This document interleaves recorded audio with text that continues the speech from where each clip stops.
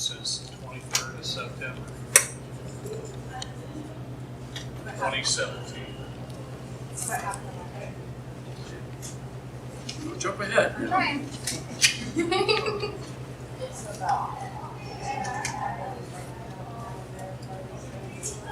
Yeah, for a long time there, a lot of years there, I was teaching groups about this size all the time, constantly, and maybe one a month. That's all I could get, people to listen.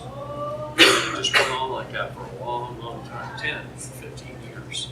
And then all of a sudden, it just started going through the roof. And that's about when it started. And this is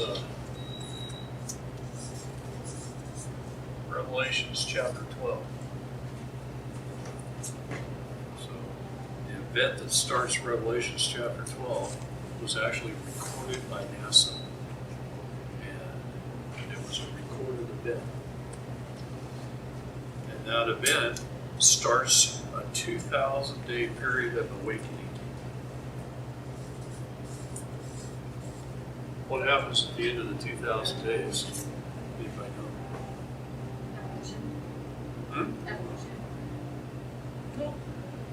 The people rise up and they tell the governments of the world, you guys have been corrupt for far too long, we're not putting up with it anymore. And that's it. We come out of Babylon at the end of the 2,000 days. Guess what in 4 days happens? We're 4 days from now, we're 730 days into it. I have like 2 steps. That means we got 1,270 days left. By the end of it, by Monday. That's it. It's all the time left we've got to wake everybody else up. Now, not everybody has to wake up. Most of them are going to ignore it, they're not going to wake up. It only takes a small percentage, about 10% of the population. 7 to 10% of the population wakes up, and governments will fall. They'll fail. No, in fact, almost every war we've ever had, there was 3 to 7% participation. 3 to 7. This is supposed to be 10%.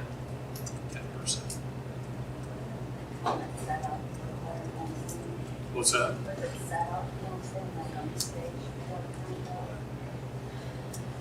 Read the Bible. I mean, That's what I thought. historians have proved that everything up to this date has come true already. All those things predicted in the Bible, every one of them, they've recorded, it's proven, it's come true. So how do you argue with that? It's 2,500-year-old prophecy. One of the things that kind of freaked me out in learning what we're learning is you get a Bible on a search engine and you type in the word man and person. And 2,500 years ago, 5 authors of books in the Bible distinguished clearly between what it means to be a man and a person. It says, do not put flattering titles upon the man. Be the man and not the person. They knew what was going to happen, and it's been happening in various countries in the world since 1666. Okay. 1666, they burnt the city of London down. Why did they burn London down in 1666? To kill the bubonic plague, to kill all the rats. They knew they could rebuild it, but London burned. And the reason they went ahead and burned it is because they figured out a way to make money off we the people to pay for the rebuilding. And it was called the Cestui Que Trust Act, the very first one. Other companies adopted it in 1707. The United States adopted it, but they had to put various acts of Congress into place over a period of time of between 1908 and 1935, and they adopted it in 1935. So everything that happens in England eventually happens in America. You can take English law and American laws, Canada's laws, Australian laws, New Zealand's laws, and Italy's laws, Scotland's laws, and they all are pretty much the same. I help get kids back in all those countries because the laws are virtually the same. You just got to figure out where it is and when it happened. That's it. So during this period of time, bankers started this whole ball of wax, and they put various acts into place to make this world's largest Ponzi scheme, this system of fraud. So what I normally start out with is, how does power work in the world? Where does power come from? President and Well, if you remember Bill Clinton's trials, I tell everybody this. Bill Clinton in front of Congress, 1999. I've looked that up online trying to find that. I can't find it. So I've been waiting for you to pull it. Well, there's a reason you can't find it. Because they removed the final days of hearings off the map. It used to be an easy video to pull up. Final days of hearing. The minute people are out there talking about it, they start bringing it up, they do everything they can to hide it. Just makes me madder than heck. But he just pulled a dollar bill out and he was playing with it for hours and hours and hours. And then he had enough and he held it up like that, and you can see him, Bob in the room. They dismissed the hearings and he served out the last 2 years of his presidency. It's just from that.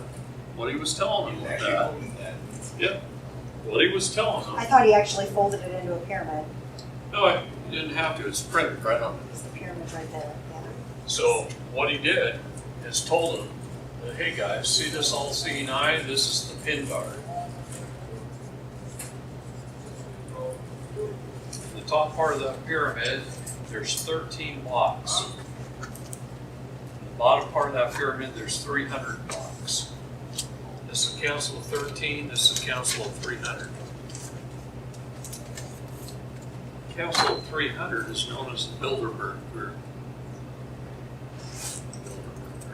What is it? The Bilderberg. Bilderberg. Group. It happens every year. That's where they basically all Bohemia, come you meet together. at Bohemia Grove. They do all kinds of things at Bohemia Grove.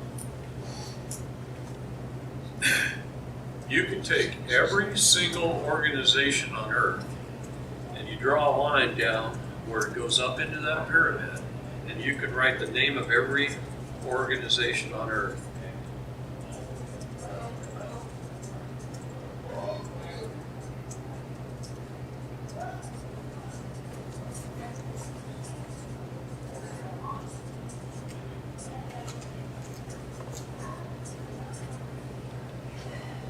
Doesn't matter. It could be the Catholic Church, it could be the Mormon Church, it could be the Pentecostal Church, it could be the United States government, the city of, the county of, a police department.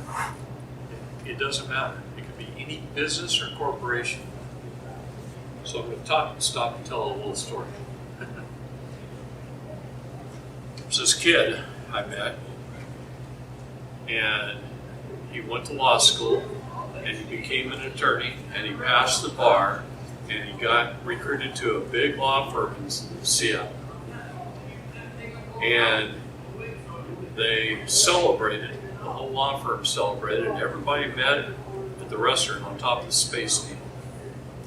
And after they got done eating, I don't know if you know this, but the restaurant spins, and in 1 hour's time, it goes all the way around. And so you can see the whole city. And at the end of the meal, the kid's standing there and he's just looking out the window out of the city. And the guy that's president of the law firm comes up and he puts his arm around him and he says, you see all that out there? You see all those corporations, all those big corporations? There's Boeing and Amazon and Microsoft, 3 of the largest corporations in the world.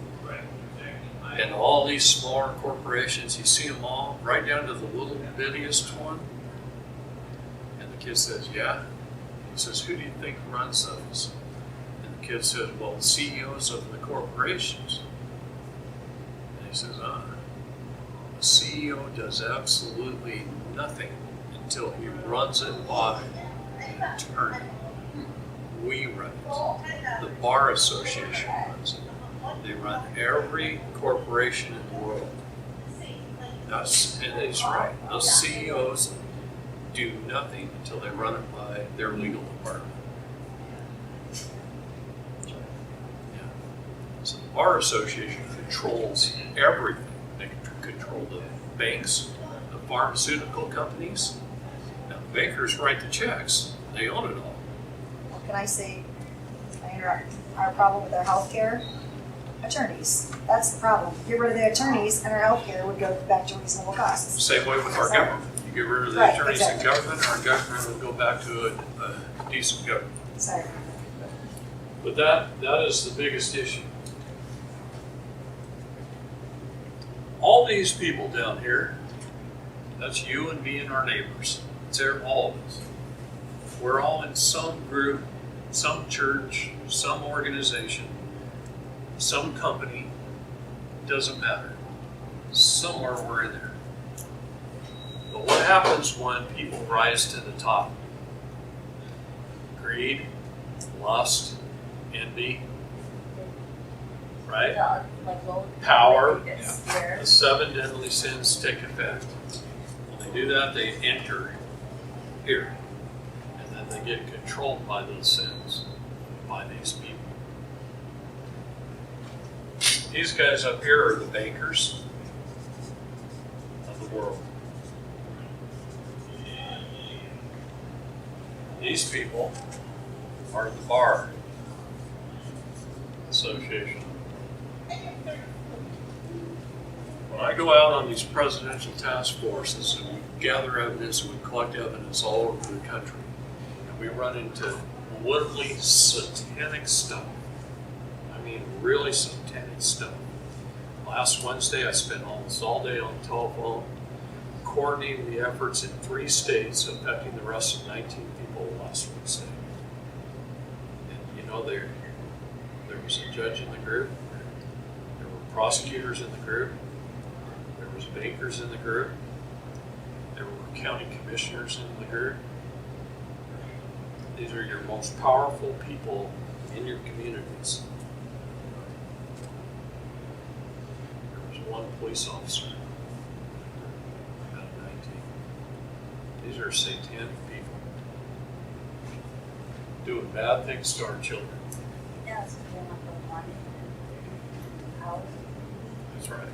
So Did you see a thing on the newspaper where there were 2,000 aborted babies in one house Yeah, found we just saw that in Illinois. right here in Illinois? It was an adrenochrome factory.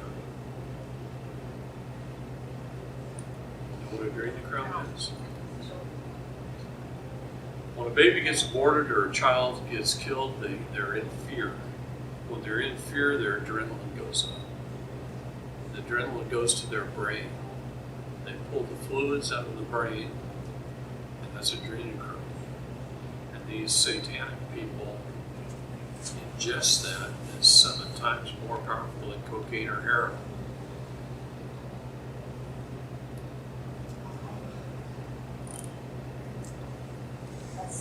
That's why they sacrifice children and drink their blood after they scare the heck out of them.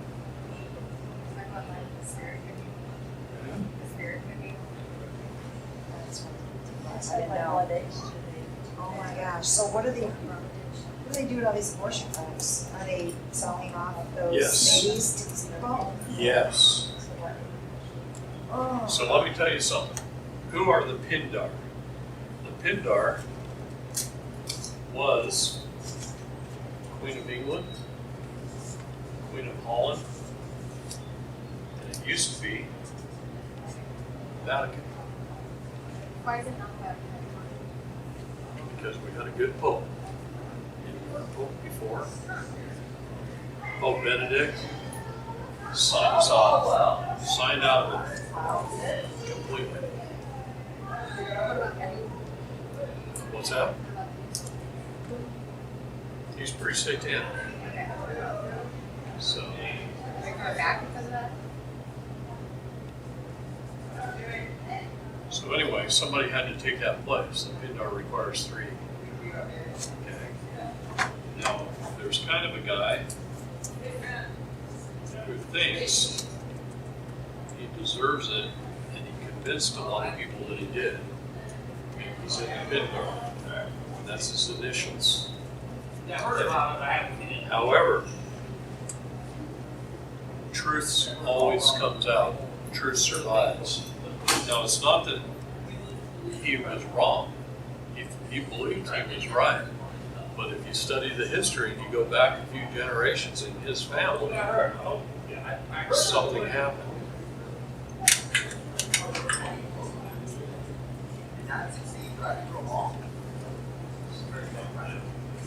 Maybe it was just window shop. This man really is supposed to be in the Pindar instead of him. But they're related. This man here, pretty much all the wealth in the world is his. He inherited it. And his whole life, he's in his 50s. His whole life he's been living in a shanty town. Well, yeah, the rest of the season. A little shanty town. He's never had any real money. In fact, I think the most he's ever been able to save in his entire life is probably about 20,000 infants. Yet he's the heir of the world's largest fortune. But this guy thinks he is, because he went back a few generations and his grandfathers took over his grandfather's accounts and managed them, just managed them. And then they kind of ended up controlling. Okay. And then they landed back to the world banks. They lent the fortune to the world banks. Now it's all tied up in the world banks. This guy's a pauper, yet he's a king. But we just proved it's all his. We're trying to get it back. Get it back. You can rehearse A it. couple of weeks ago, we did one of the world's largest IP-to-IP transfers this world's ever seen. Wait, IP, IP-to-IP. We created cash from solid metal.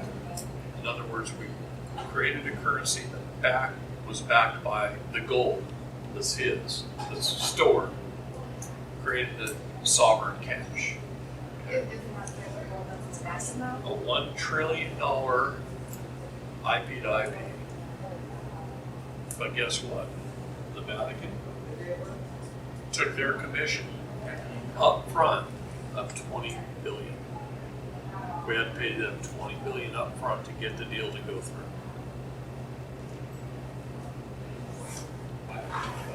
Wait, how is he related to the Vatican? I thought the Vatican, he is a part of the Vatican.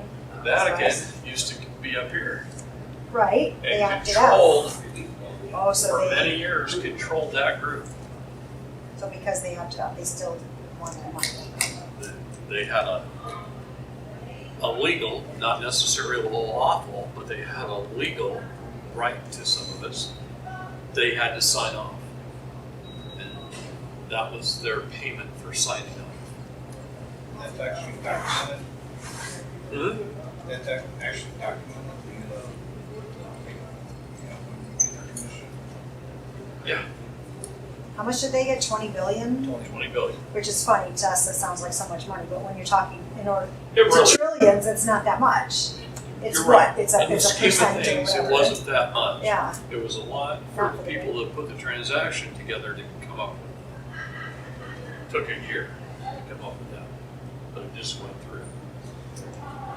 One thing that has been kind of a driving force in getting all this figured out was learning hierarchy of money.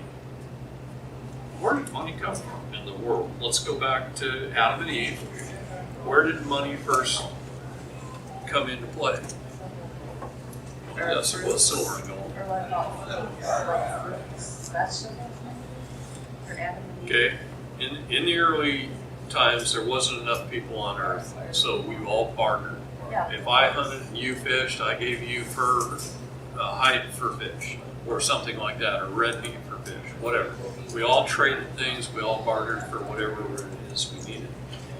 But even God knew that at some point in time, the population was going to reach a certain point where some kind of an interim trade item would be needed.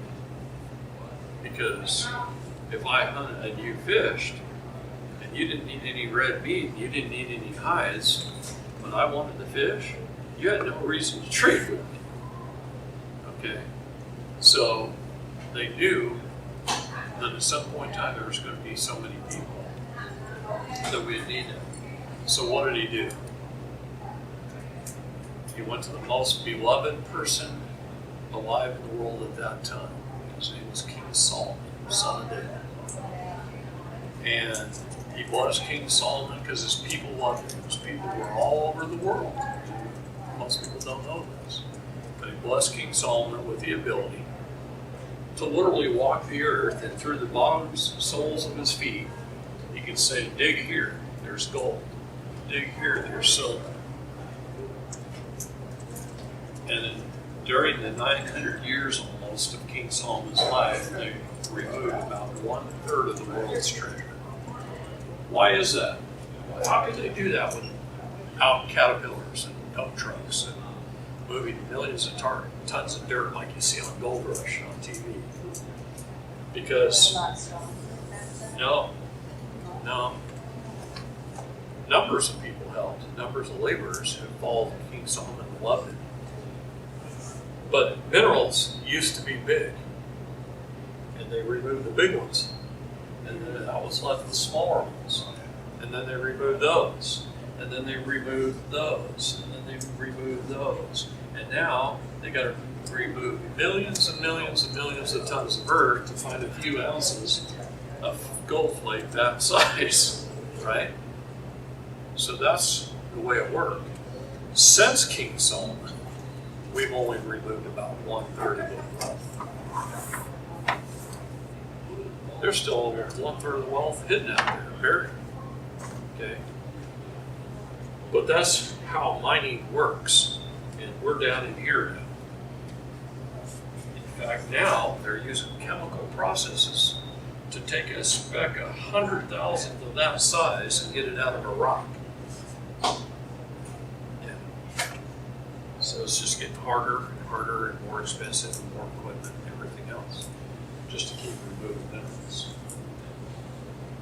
Big minerals today is like lithium. There's not a battery on Earth that doesn't have lithium. Lithium is found in just a few places in the world.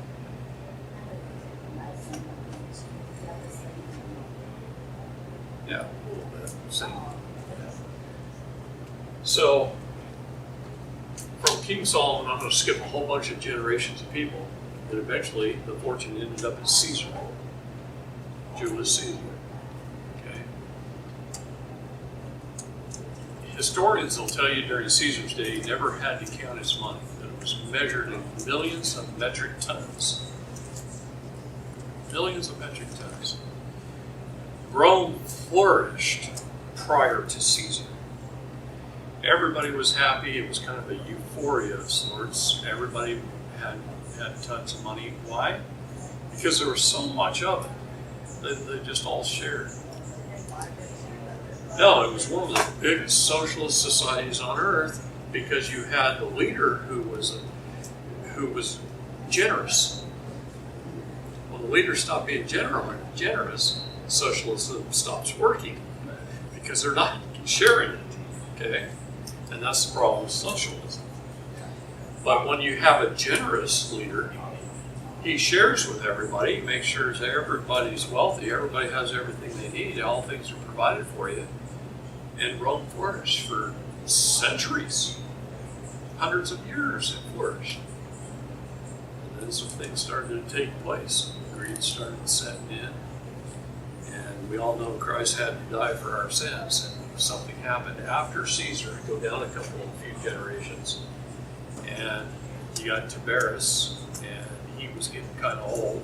And his son, he was grooming him to be king, and his son was pretty righteous. Their family was fairly righteous. And his son got killed in the battle. But not until he had a grandson. So then Tiberius is getting older and older, and he was grooming his grandson. A few months before his 21st birthday, when he was going to inherit all of this, inherit the kingdom, he fell off a horse, hit his head on a rock, and was killed. The leader of Rome was so distraught that he turned over Rome to his senators to run. And he left and he went to live with family in France. The senators were on his mind, those that crucified Christ. So had his family took over, Christ may never have been crucified. So there was a reason those two boys were killed. And the Senate took over. Otherwise it couldn't have followed God's plan. So, skip a bunch more generations. It actually got inherited to a daughter, which was unheard of back then. And then went to her son. But eventually it came down to two people. King John, King Ferdinand of Spain. Two cousins.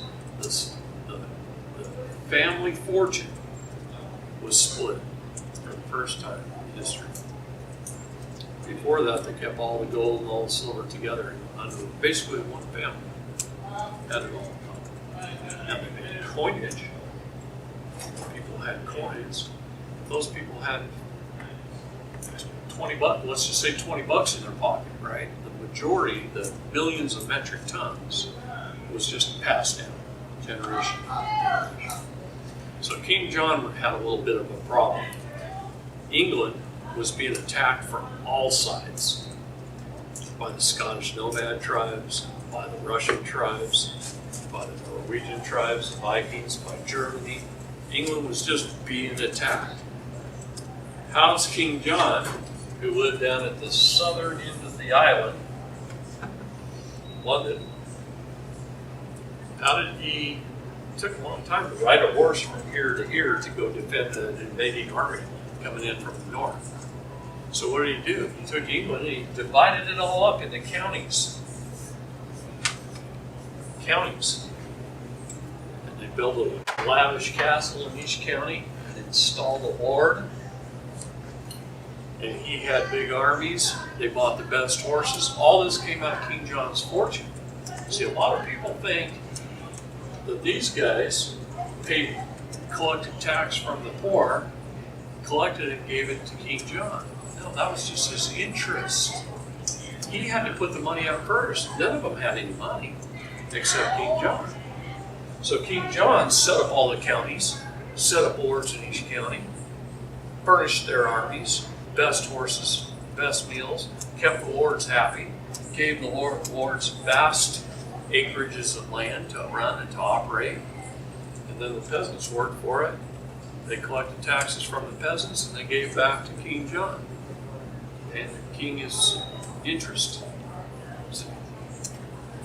That's how governments got set up, right?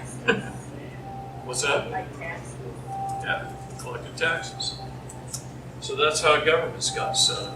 And it started in England, and it just spread throughout the world. Yeah, what years are we talking? Prior to 1215. In 1215 was the Magna Carta, and the lords signed on, and the king gave power back to the people in the Magna Carta. This much. But they gave some back.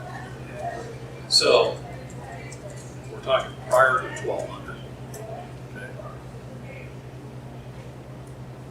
King Ferdinand of Spain, what did he do? See, King John got all the cash that Rome had. But they had a lot more gold. King Solomon's mines were all over the world. So in order for King Ferdinand to get his portion, what did he do? He got a little bit of the money and then he built ships. Now, see, Spain was more righteous than England at the time. But he built ships. Why did he build ships? Because he inherited the world. He inherited the gold all over the world. There was gold. 17 caves in the Philippines were full of gold. King Solomon's mines gold. One of the largest storages of the gold was in New Zealand, Easter Island, the Cook Islands, Hawaii had a big storage. Okay. Huge, huge storages of gold. Gold stored in Africa. King Solomon's mines were on every continent. And the King of Spain went to get it.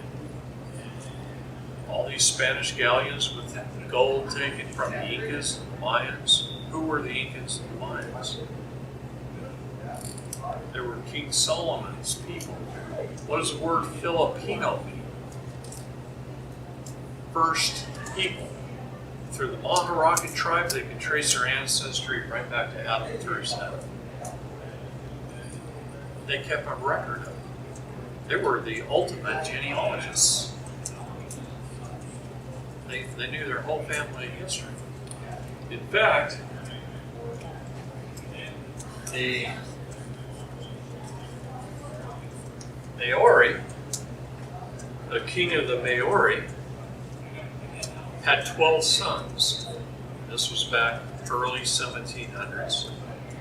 He had 12 sons.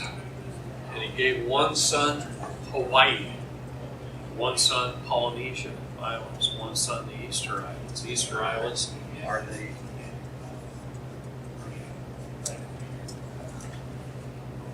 just a few are out. The Cook Islands, the Philippines. A Maharaka was a son of a Maori. This man right here is the king of the Maori. He's the heir to the fortune. Oh, he knows it. He knows it. And just recently was able to prove it to the World Bank and to the Hague. Has he always known it? He's known it for generations, but he was never able to prove it. Now he has. He spent his whole life researching and gathering evidence to prove the fact that he was the eldest son of an eldest son of an eldest son of an eldest son, going a little bit back. So he proved it. We're working right now to get him this one out because he wants to eliminate poverty in the world. So does this man. This man wants to eliminate poverty. The problem is, this man thinks he owns it. This man truly does. We've proven it. Okay. This man still thinks he does. You want to have fun? Go to YouTube. 3-hour video. Letter to Queen Elizabeth II from TVM. He shows all the deposit slips, the fathers and grandfathers back 5 generations setting up the Bank of China, the world banks. There's a good man in this world called the Old Man. That's all he's called. He's Chinese. He owns 20+% of the World Bank, the controlling interest in the World Bank, the entire International Monetary Fund. He's called the Old Man. The Old Man now knows, as of the day before yesterday, that this man is the true heir. He found out the day before yesterday. And he found out from a sweet little princess, got to tell him, who's his niece. And she was able to prove it all to him. So, power and money. This is how we arrive at power and money. Power and money controls the world through the bankers. These guys are the army of the bankers. That's who the Bar Association is. The very first corporation on earth was the Crown. Crown Inc. It was owned by the Queen of England, the Queen of Holland, and the Vatican. You can trace every corporation back to that. Crown Inc. Are those two bars that for British easy? British Accreditation Register. Register. Yes. They are the army for the crown. They are the army for the bankers. The United States signed a treaty with the bar in 1947 so they could operate on these shores. It wasn't the first treaty with the bar. They just renewed the treaty. Bar's been around long before 47. But what does that mean? What is the legal definition of the word treaty? Wouldn't that be like an agreement between one person and another? And it's an agreement between two foreign nations and or entities. So they're foreign to each other. So that's a real easy way, just the fact that we have a treaty with them, that's a real easy way to know that they're foreigners. Every bar member in the country has sworn an oath to a foreign nation.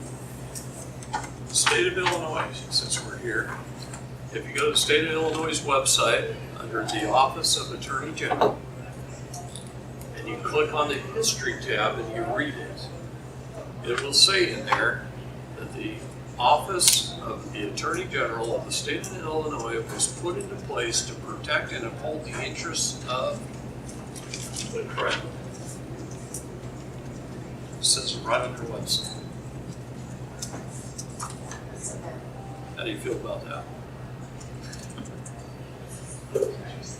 It's our state constitution, but I haven't counted the amount of times. See, that's what I'm trying to tell you. All this stuff, this isn't a secret. Nobody made this up. It's all hidden in plain sight. It's in they take something, the government publishes everything. But they'll publish a little bit over here, and a little bit over here, and a little bit here, and here, and here, and here, and here. And it takes an idiot like me, who studies 4 to 5 hours a day and reads 1,400 words a minute, for 30 years to be able to pull those little pieces of the puzzle together and put them together in a puzzle and say, holy crap, now I know what the box top looks like. Because they burnt that. They burnt the instructions. Next year they taught this stuff in school. You didn't see what the puzzle was. No, they Yeah, don't they do won't, it because for a then they can't reason. control us. That's why the United States of America doesn't have a law book. They have the United States Code, the UCC Code, the IRS Code. Okay. They have constitutions, they have treaties, they have every state statute. Why are they all separated? Here, there, and everywhere. So that they can hide everything. If they put it in multiple volumes, they hide it all from us. So It's great on one hand because they have to publish it, but instead of them publishing it the way that it should be published, they scatter it here, there, and then they say, that's right. Now it's up to you. See, and if you are busy working for a living or raising your family and doing it, and why would you even think to have to? See, there's a problem there. we don't know, we don't know. No, that's right. So, I would have thought that they would have known on it, if they were working. That's what I would have thought, if I was working that day, because he should.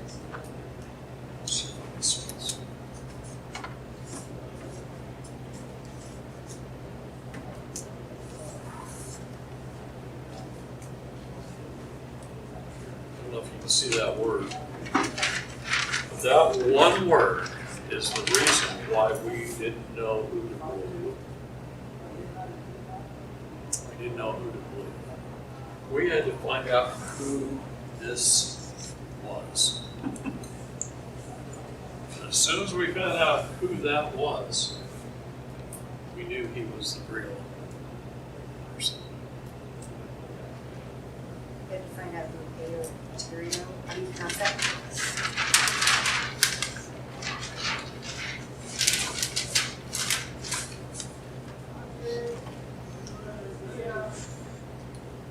All right.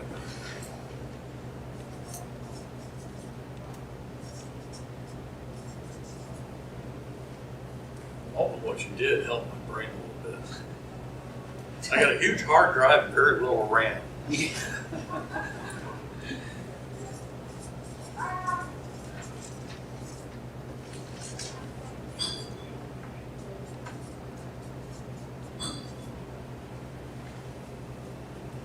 There's 3 types of law: superior law, supreme law, and everything else. This is really corporate bylaws.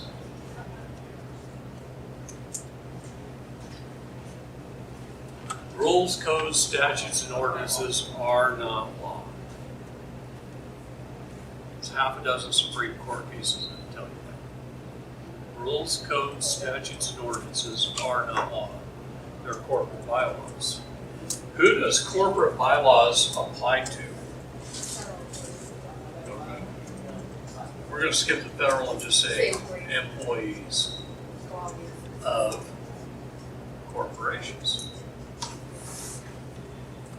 That's the corporate bylaws.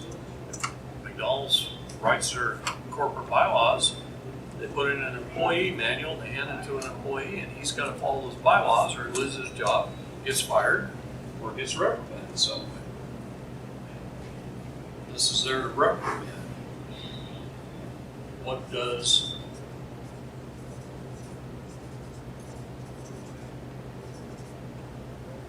did I spell that right? Doesn't matter. That's good enough.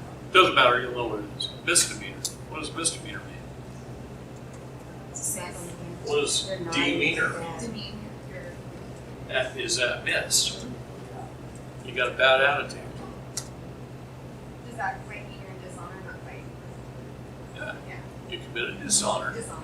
Okay. A misdemeanor because your demeanor was off. That's what misdemeanor was. Okay. Felony. What's felony mean? Even more badder than misdemeanor. It is even more bad. I love that term. That's a technical term there. Fell. What happens when you fall?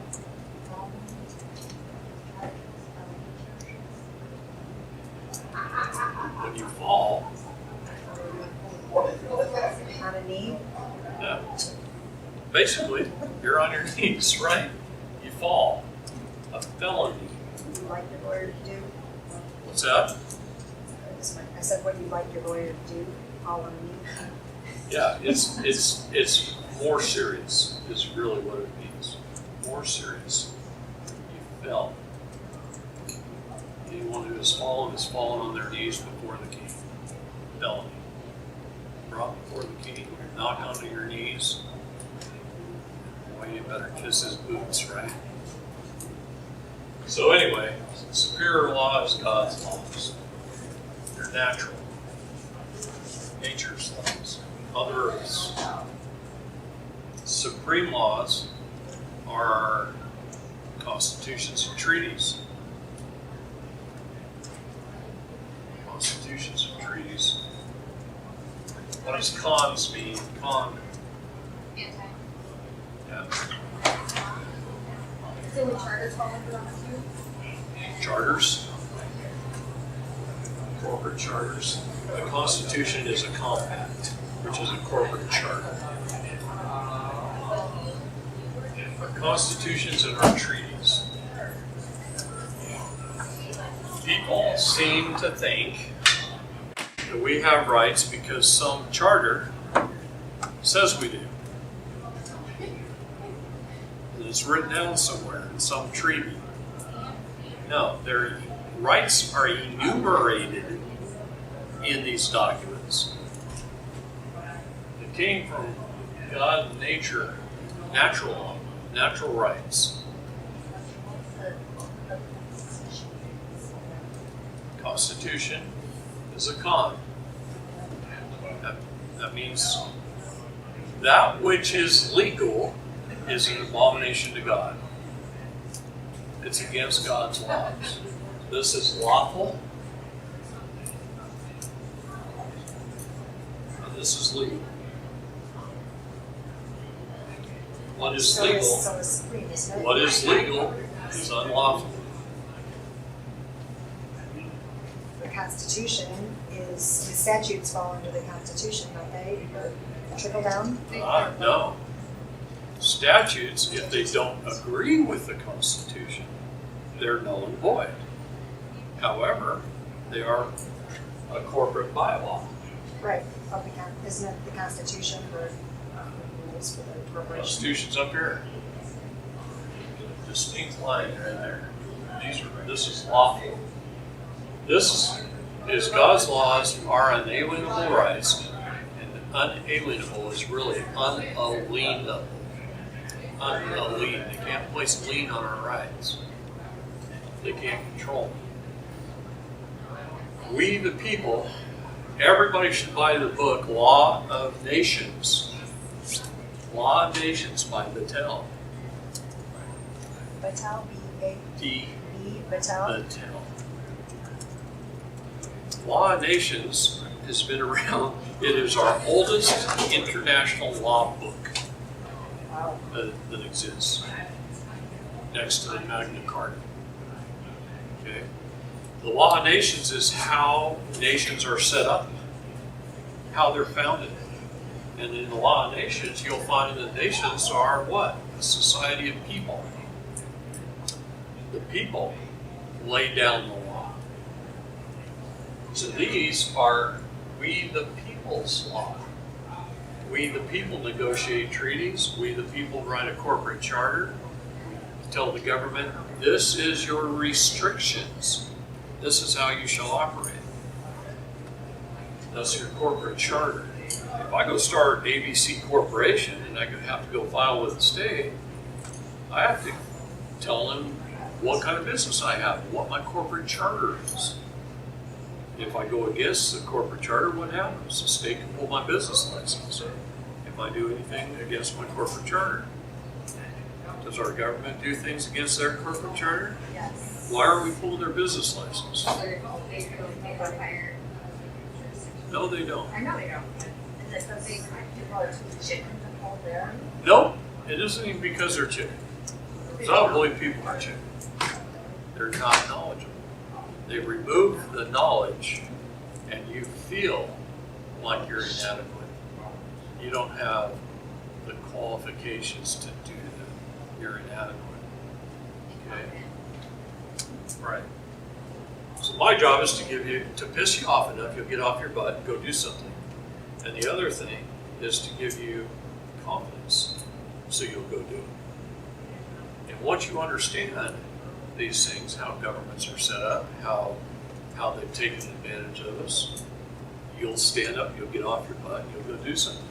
But most people won't do anything about it until something bad happens to their life. And then, of course, it's much harder. It would have been easier had they did it from the get-go. But they weren't taught it. How many law classes did you have kindergarten through 12th grade? Well, we do in high school, yes, like Civics. the. No, government, the fake government, Civics Fake classes is real constitution. civics, it's not teaching you anything. all that. Shim stuff. Right. It all changed in 1951. They didn't ever tell you about science. 1951, the whole entire school system changed. So I guess it's time for that story.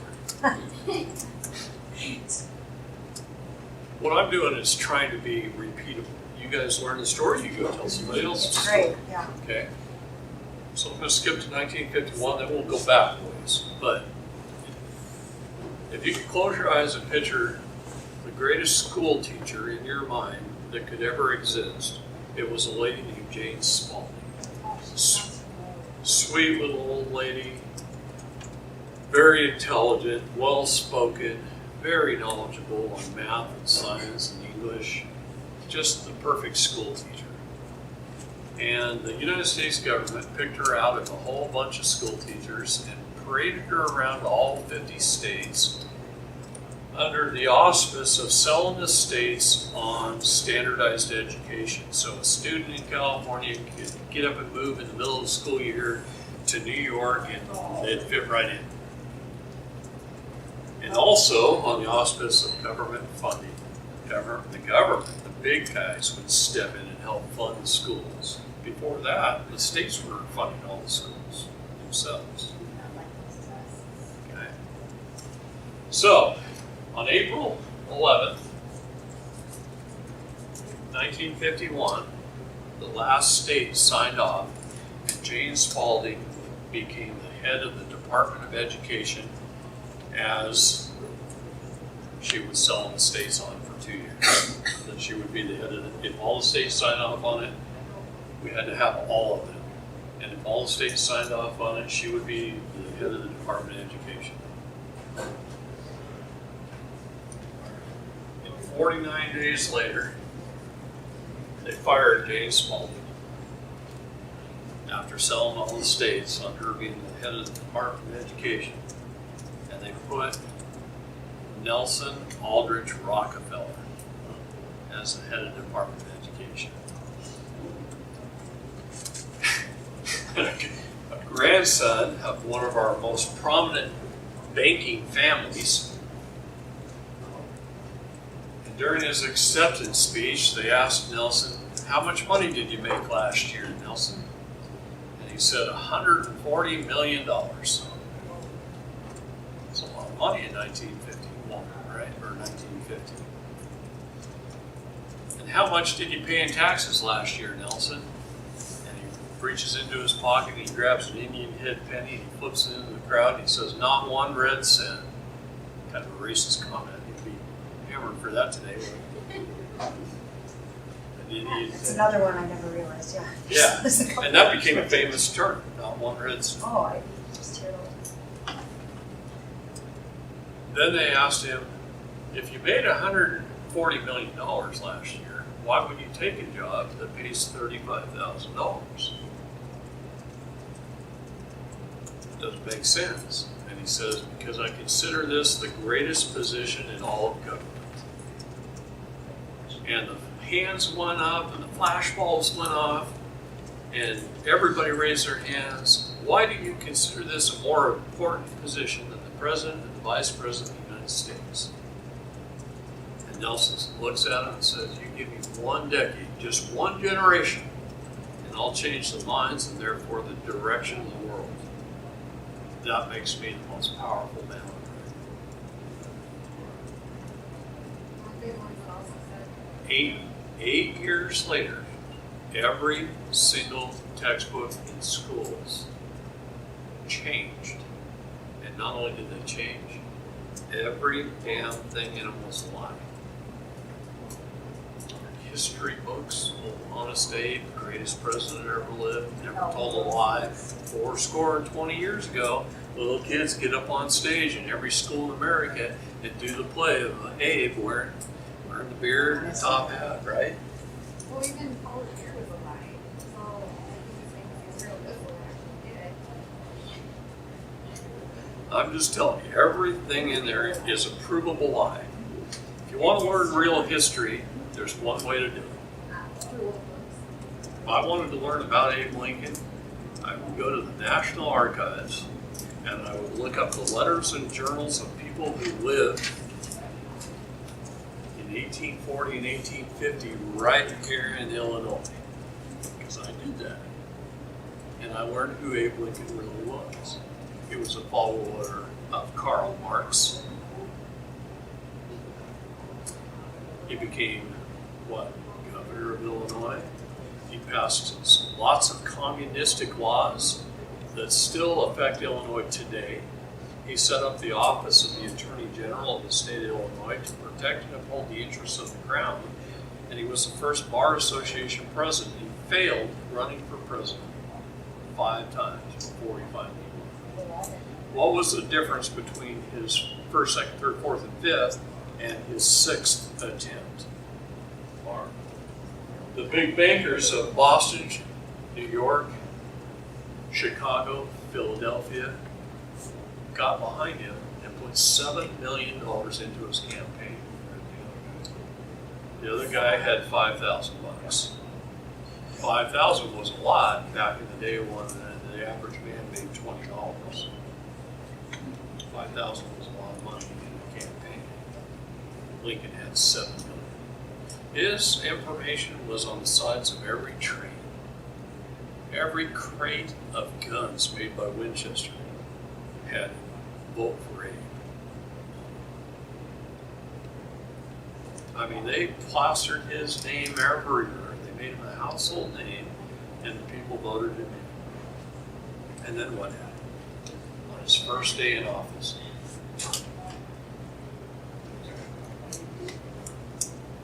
he couldn't legally take office because he was a bar member. So they'll tell you that the original 13th Amendment to the Constitution was never ratified. But it's been proven that the state of Virginia ratified it. And the documents that were in 7 museums, every one of those museums burnt down on the same day.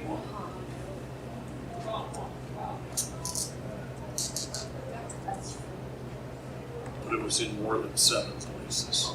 But they tried to destroy the record. It was called the Tona Title of Nobility Act, saying that somebody who held a title of nobility, which all British accreditation registry officers did, that he couldn't be president. So what did he do?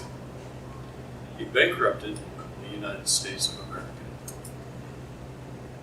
and its trading companies, the Virginia and the West Indies Trading Company, and he bankrupted them. And he reincorporated them as a Palmer Corporation. He did that in the executive orders. I'll tell you, in 30 days, he signed 100 executive orders. And they were numbered 1 through 100. No president prior to Abe Lincoln had never signed an executive order. Do you know why? Because they weren't an executive of a corporation. But the acquisitions you wanted, right? No. That was the second Oh, the second one? bankruptcy after the Civil War, the Reconstruction Acts. Second time. Okay. So in these first 100 executive orders, he did quite a damage to the country. Pissed a lot of people off, including a patriot named Booth. Okay. The problem is they didn't shoot him soon. But in these executive orders, he put the Grand Army of the Republic in charge of the United States government and made himself Commander-in-Chief of the United States Army. That's why all presidents since have been sworn in as Commander-in-Chief and the President. Okay. Executive Order number 100 was the Labor Code. It put the country under martial rule, and it's never been rescinded. That's why we have all these trading with the enemy acts, and emergency acts, and Patriot Act, and I mean on and on and on. All. Biggest scandal My father was in the military, and he retired, but he's still working for the president, like they did all that. No one in the military ever works for the president. They don't. He has to change hats. He's the commander-in-chief when he's dealing with the My dad always said he works for the president, not Trump, yeah. when Trump did the executive order returning the United States back to the Republic, did that have something to do with this martial code, this labor martial rule? Is it what? The martial rule with the labor code, did it have something to do with that? Flipping that? No. No, did you say labor? I haven't or read LIBOR? that, I've read it somewhere, but it's not on the tip of my tongue exactly what it did. Was that it, that was in 2017? Yeah. Was that? Yeah, I'll talk. Did you say labor or LIBOR? It's called the Lieber. The LIBOR? Yes. L-I-B-O-R? Senator Lieber. Okay. Yeah, it's Senator Lieber, right? See, Lincoln didn't want to do any of this in his own name. Okay. So, Senator Morrill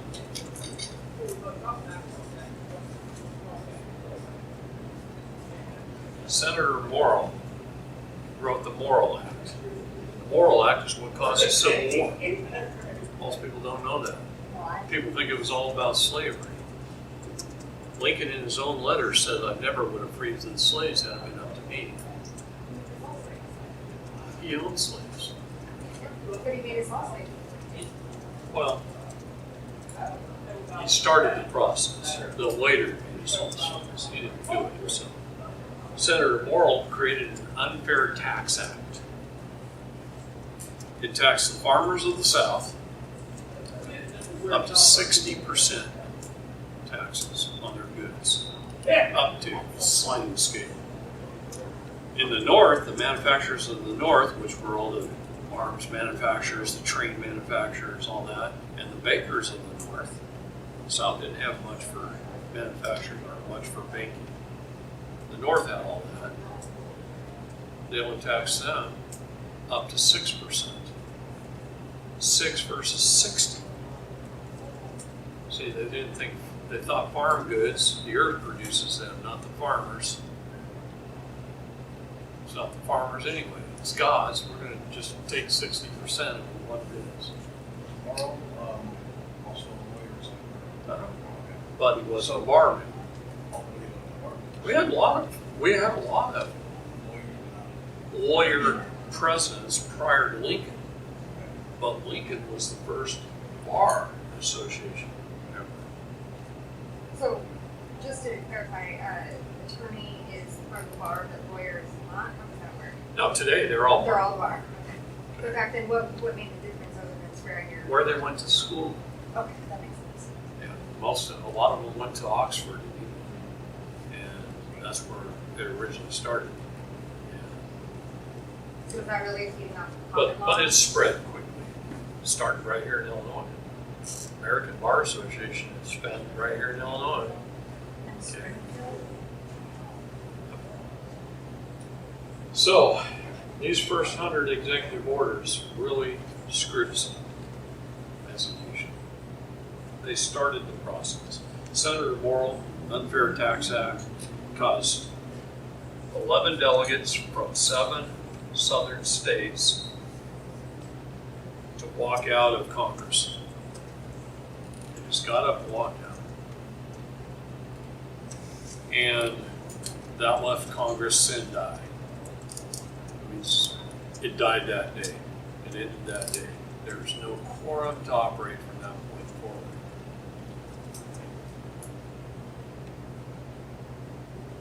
And when I talked to President Trump, I got to spend 5 or 6 minutes, 7 maybe, I don't know. I wasn't watching my watch.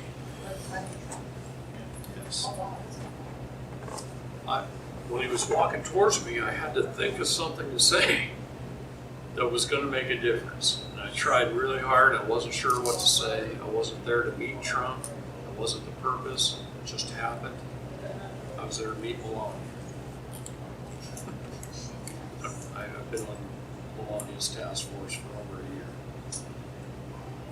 But he came by, gave me a hat. I'll bring the hat tomorrow or the next day. I got it here with me. Anyway, what I came up with was this.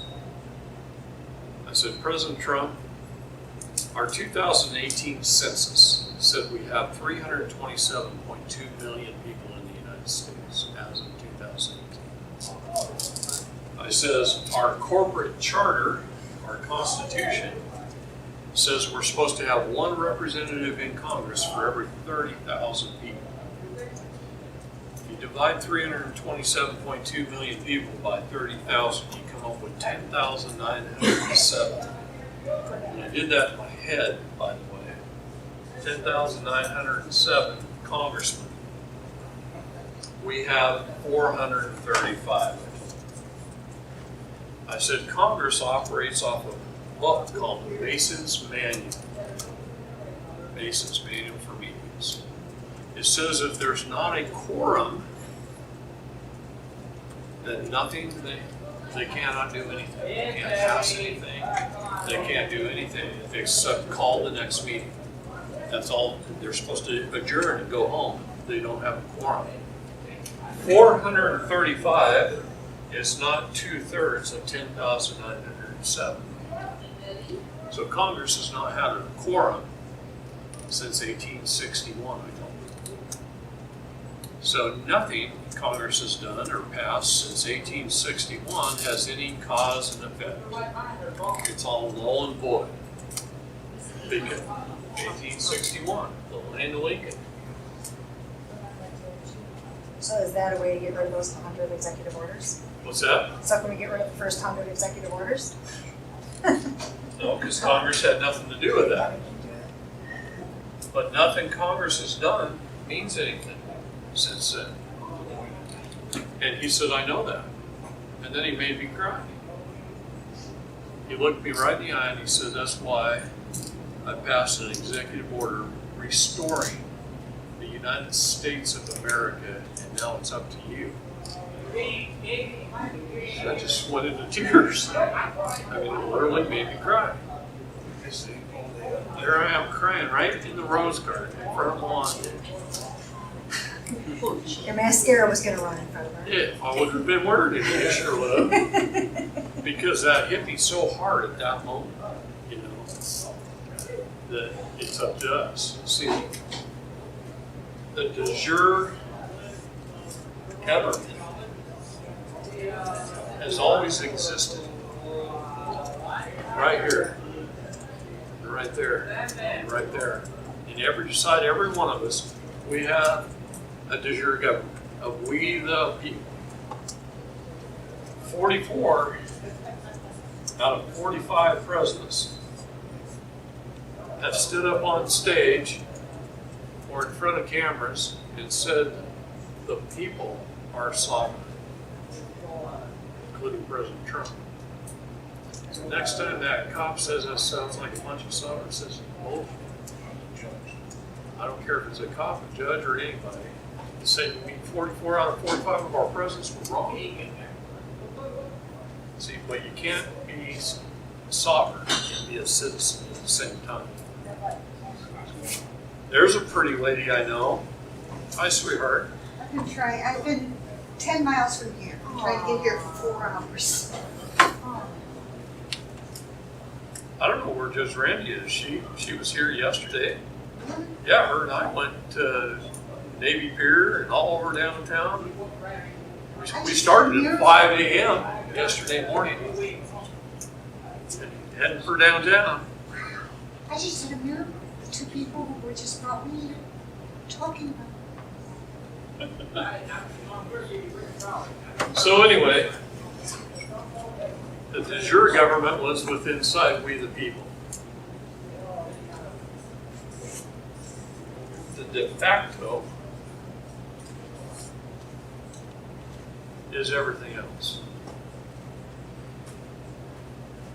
The biggest thing I try and get through everybody's heads so they understand this, because I'll tell you, I've told people this over and over and over again, and then a year later they call me up and go, I remember what you said. You were telling us this. And it took a year to sink in. De facto is without fact. Without fact. Defective, that's another good term. That's good. They're defective, all right, but they're without fact. Rules, codes, statutes, and ordinances are not law. They're corporate bylaws. They're for employees of the corporation to follow. So how can they take you into court and hold you accountable for breaking a statute? Well, they can.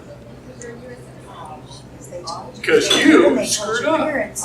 You made a mistake of somewhere checking a box and you're a U.S. citizen automatically. Now, like, on the campus, what do you shut down on? Like, if they have those, like, little sensors. You don't even have to fill out a census. And They will bring government agents to your house. You don't have to do it. yeah, you don't have to do that. But in Title 8, Section 1101 is your definitions of status. And there's a whole bunch of statuses. And everybody just assumes they are a U.S. citizen because that's what we're led to believe through our propaganda, through our schools, from Title 8, Section 1101. That's definitions of statuses in the United States Code. If you don't learn any other law book, learn the United States Code. because it was put there for one reason only, for we the people to hold government accountable. So the USC. The What's US, the difference between UCC? Is that just for international? UCC is international, Okay. international commerce. But the USC mirrors it in a lot of ways, right? In every state has their own USC code. Talk more later. So, the United States Code is put there for us to use against them, to hold our government accountable, but also to teach us and to give us choices. Why would the government write a law like Title 18, Section 242? Tell we the people that these agents are depriving us of our rights under the color of law. They want us to learn. No, because the government didn't write the United States Code, we the people did. Oh, we did. See, that goes back to the law of nations.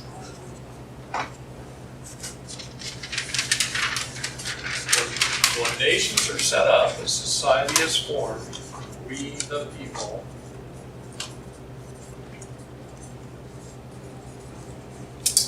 lay down the law.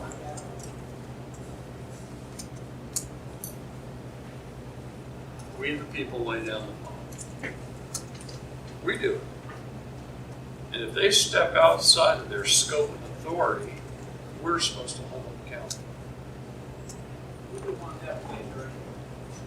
And they step outside their scope of authority all the time, and we go home.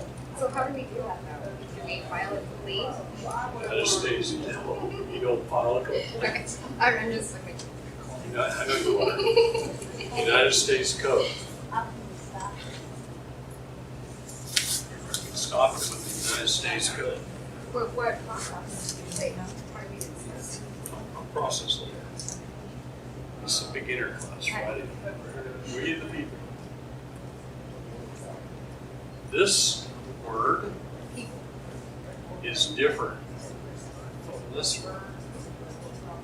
This is lawful, that's legal. so that's like. What is legal is not lawful.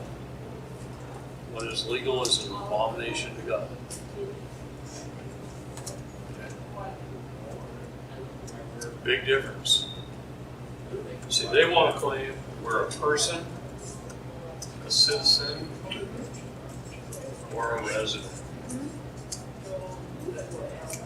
In fact, they have to get our agreement of these three things before they can have, I'll misuse the word jurisdiction. Right. Why would it be residents? A resident of the US? What does the word resident mean in the law? Wouldn't it be like resident living there? or- Resident means someone there temporarily to do business. Automatically putting you in commerce. That's what resident means. Someone there temporarily to do business. Citizen, city means municipal. Zen means someone in charge, a leader of society. Like, the married couple. Someone their husband. who's a leader is interested in doing the work of society. So what does that mean? Interested in doing the work of society, a municipal, makes you an employee. This word means employee.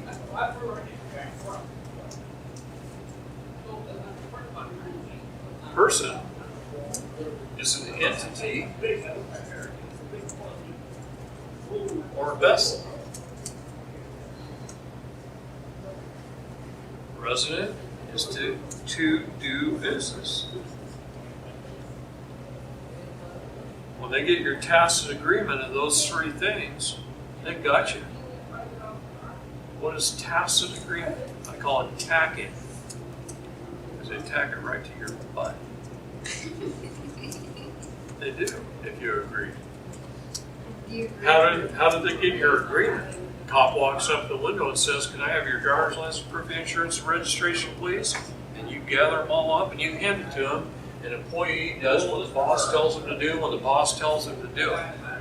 It's got tacit agreement of you being a citizen.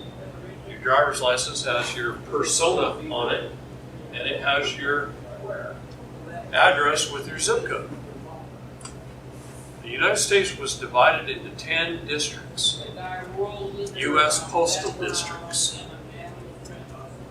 When I write 97702 on my envelope that I mailed to Grandma, I'm confirming to them that I'm in the 9th district of the District of Columbia. I live in Washington, D.C. You say 327 million people in this country live in Washington, D.C. because they live in a district of the District of Columbia. If you don't believe me, go get indicted in Oregon. And all your federal paperwork's going to say the 9th district. It doesn't say Oregon on there. The 9th district. It's the 9th district of the District of Columbia. And you reside in Illinois temporarily to do business. So you're not actually a citizen, you're temporarily doing business. You're a citizen temporarily doing business. You're an employee doing business for the district. You're on personal assignment. Yeah. Through the Department of Human Resources. When you get hired by a company to go to work, who do you go see first after your interview? You might see the boss at your interview, but who does he send you to?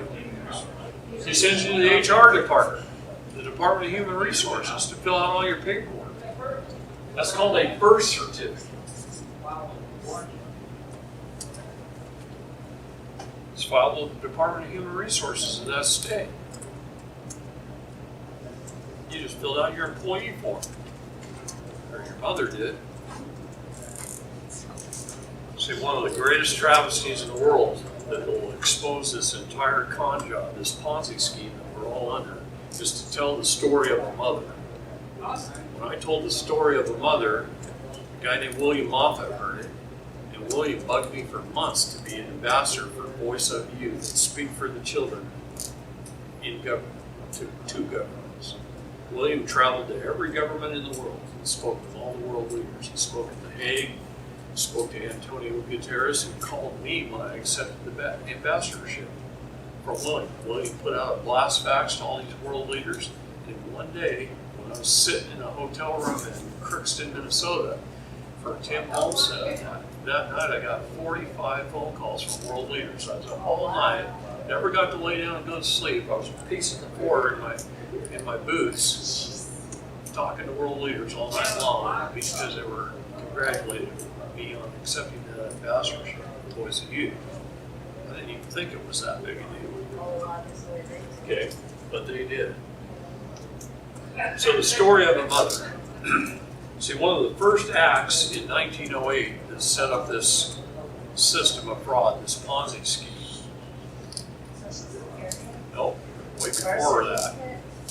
Way before that, it was called the Birth Act, which is better known as the Foundling Act. A mother, 9 months pregnant, walks into a foundling hospital. All hospitals in the United States were designated as foundling hospitals in 1908. The word foundling means a safe place to abandon a child. Anyone can take a child into a hospital or to a church because of that act and abandon that child without consequence. She won't be arrested for it. It's a safe place to abandon a child. So she walks into the foundling hospital, 9 months pregnant, about ready to give birth. And she goes through a major medical procedure called childbirth, where she's under duress, under the influence of painkillers, and she's handed a stack of papers to sign, and merely told, this is just to register your baby and give it a name. That's right, and that's the words the nurses are taught to use. Just to register your baby and give it a name. It's in every nurse's handbook. I've told this in groups of nurses. everywhere. I had a bunch of nurses in the class, and they all said, "Oh my gosh, you're right. That's what we're taught to say." You sign a PC? The mother fills out that paperwork and signs as an informant. The legal definition of the word informant is someone who gives someone else up to another. Think about all the cop shows you watch. Trying to arrest a drug dealer, and they go to their informant. What's the informant do? He gives up the drug dealer to the cop. Someone who gives up someone else to another. Okay? So she signs it as an informant. The birth certificate through the Department of Human Resources is a bond. It's bonded. It's got a bank name on it. It's got a CUSIP number. A CUSIP number is an investment control number regulated by the Securities and Exchange Commission. Okay, it's on the birth certificate.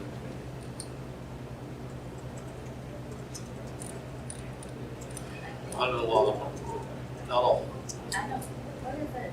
but it's on there. I know he signed for our daughter.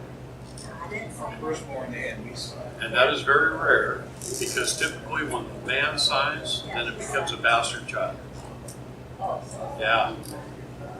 So they like the mother to sign. I know they did, and that's son I Who's signed. bastard? What legally, what does that mean for the child? It takes away their inheritance rights? It goes clear back, Clear back? heirship, Right. hierarchy. You don't want bastard children. So the oldest son inherits the father's estate. If he signs off on it, giving the child up to another, he's created a bastard child. It's not his anymore. See, when the mother signs off, giving the child up to another, it's not hers anymore either. What it does is it creates the false doctrine of parens patriae.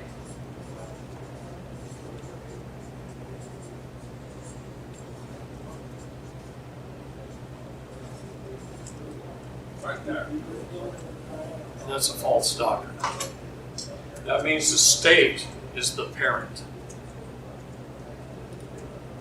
You gave up the child to the state. The state is the parent.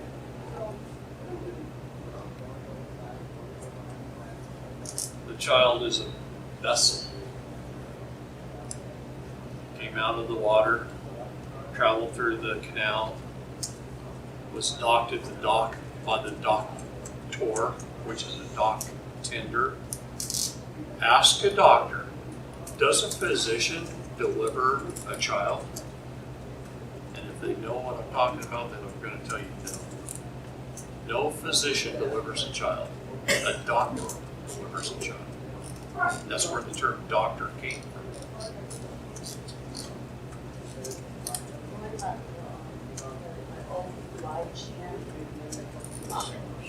No, they're different doctor than OB/GYN. Yeah, that's a nurse, Oh, essentially. They may or may not have a doctor degree. A lot of OB/GYNs have master's degrees, but not doctorate degrees. So, but if they do have a doctorate, then they're better qualified OB/GYN. But anyway, parents patriae. Another one is logo parentis. What does that mean? What does logo mean? That's right, crazy parenting. It's another false doctrine the state uses. Crazy parenting. See, this is why, if they all of a sudden decide that they don't like what you're doing with your kid or how you're raising them or how you're taking care of them, they can step in without any due process of law. And under these two false doctrines, they can remove your child from your home. I did that with us with my parents. My parents got They steal and kidnap your children because they're operating under these two doctrines. What codified those doctrines?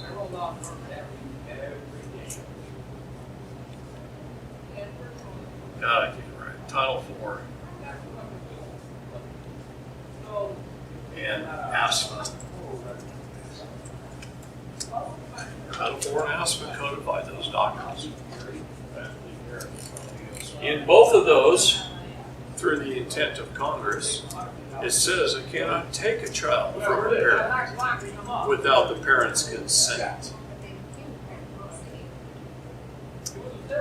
But they try and get the parents' consent. How do they get the parents' consent? By sons, right? By being a person, a citizen, a resident, and getting you to contract for services. They've got it. They've got all the authority they need to steal your child out of your house in the middle of the night, if need be, or from your school, because you have claimed to be a person, a citizen, a resident, giving them tacit agreement through these two false doctrines. They can do it because you already gave them up at birth. Now you're just arguing about it, all right? Because you didn't know what you did. Pretty damn sick system, really. It's a pretty sick system. What's that? I think it's very fair. No, it's not fair at all. But I notice that, like, preying on people that are less fortunate, they're more poor than other people. Well, That's not that's how necessarily it true. with ours. however, if you do have a whole lot of money, they're also bar members. See? Those guardian ad litems are bar members and stuff, and they know that if they take a kid from somebody with a lot of money, that they can hire the best of the best of the best attorneys. And the best of the best attorneys are going to know about this.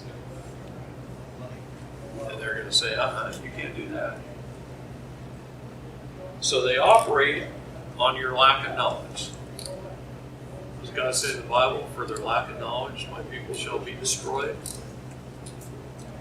Wonder why this happens to you? It's SMU. That's why it happens. Very, very important to understand the story of a mother and how she signs off on this.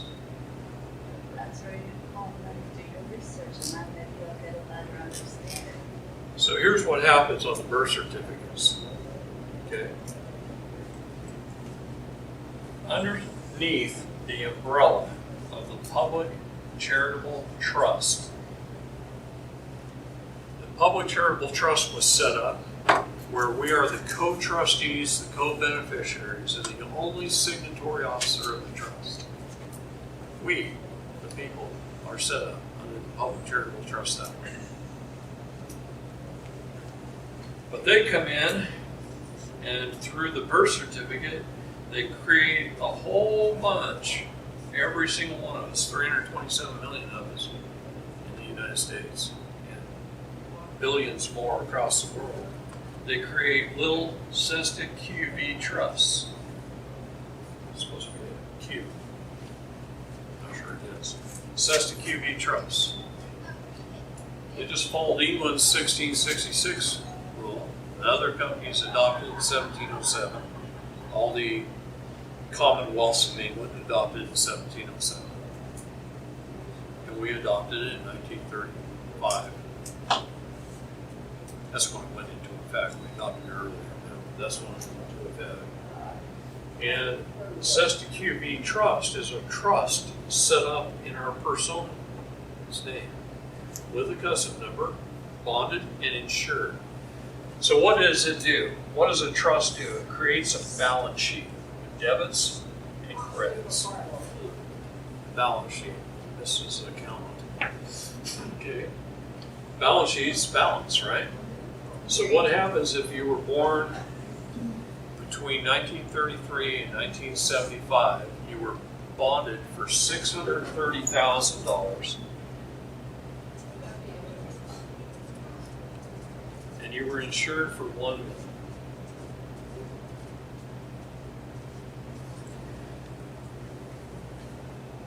When you open a bank account, the FDIC insure it to $250,000. When they bonded us for 630, they were required to insure those funds for $1 million. So they took out life insurance policies. Why? Because who did they get the bonds from? The International Monetary Fund, the World Bank, the United Nations, the Federal Reserve, which is all part of the same corporation. The IMF lent the Public Charitable Trust $630,000 of various denominations, ones, fives, tens, 20s, 50s, and 100s, and they threw them out there into the public. They distributed them to the banks. They lent $630,000 on the debit side. If you were born after 1975, that went to $1 million and that went to $2 million. Okay, so that went to $1 million, that went to $2 million. So, I'm old. $630,000 went on the debit side. Now our job, when we reach 18, is to go out into the public charitable trust, into the public, and earn as much money as we can, gather it up, and then go spend it. That's what's called legal tender. It doesn't discharge any debt. It tenders it to a later date. So we spend $200,000 on a home, $50,000 on cars, over our lifetime, $30,000 on utilities, whatever it is, it doesn't matter. They keep track of it through our bank statements and our tax returns. They keep track of our debts. And our debts column just goes up. On this side, on the credit side, they issued $630,000 worth of United States Treasury bonds into an investment account under our CUSIP number. Regulated by the Securities Exchange Commission, they created an investment that people could invest in, companies could invest in. Like stocks and bonds. That you, the company, that they could buy and invest in. They sold $630,000 worth. That's your balance sheet. It balanced. Then you went out, turned 18, started earning money, spending money, it kept adding up. This kept growing too. These investments grow. They earn interest, they grow, they buy and sell and trade, they grow. And at some point in time, something happens. You die. It's like death. Different. Anyway, you die, it goes through probate. They take money out of here, they pay the IMF back their loan. This zeroes out. Whatever's left in here lives on in perpetuity forever. My dad that died in 1989, I can pull up his social security number, his birth certificate number, and I can show you the companies that are buying and selling and trading him today. He's been dead for years. It lives on in perpetuity forever. So what happens? They reinvest whatever the balance is, it might be $100 million.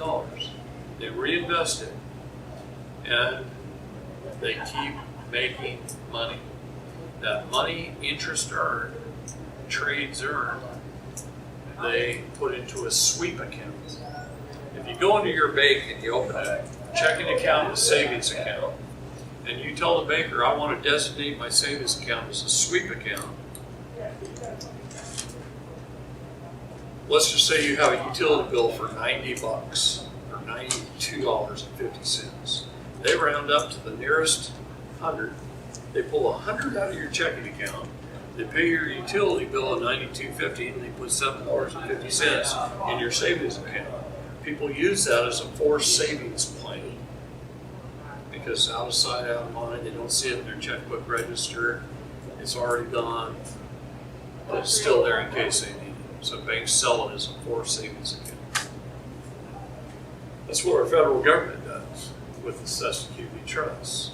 Any interest earned, the balance stays the same, it lives on in perpetuity forever. Any interest earned funds government. It funds government to this day. My dad that died in 1989 is funding government to this day. And everybody that died in World War II, and Korea, and Vietnam, You stopped it. and Panama, You stopped them from being from like your dad or like my grandma. that's another class. Oh. If this is the government budget, the money they take in, how much of this is taxes? Just a little piece. In fact, they use income taxes to pay the interest on the money that was borrowed from the Federal Reserve due to the bankruptcy of the United States. They're paying off their bankruptcies. All bankruptcies of the governments are not Chapter 7s. They're Chapter 11s. That's why the company's allowed to live on, because they're under reorganization. That's why they call them the Reconstruction Acts in 1871, when you brought that up earlier. Okay. Tariffs. Tariffs and taxes. Even all the tariffs we take in doesn't fund government. What funds this? Section 5. The Sesquicoe Trust. Funded. It's all off-book funds. It's that ledger the mafia keeps in the safe, doesn't tell the government about. You know, the state level, it's our GSAs. On the state level. Same ones that, what was it you're talking about? Like when you go about a judge, you know, they have a separate account. Okay. Yeah, they bond. That's why court case numbers are CUSA numbers. If they want to collect ahead of time for your misdemeanors and your felonies, they can collect out of your Sesquicoe Trust before probate because you owe a debt to society. And they create a CUSA number and they collect from it. That'd be double dipping. On the GSA level, it's the SF Who's GSA stand for? 23, SF 24, and SF 25A. That's your bid bond, performance bond, payment bond. The federal level buys all the state case numbers, all the state CUSAs get sold to the federal level.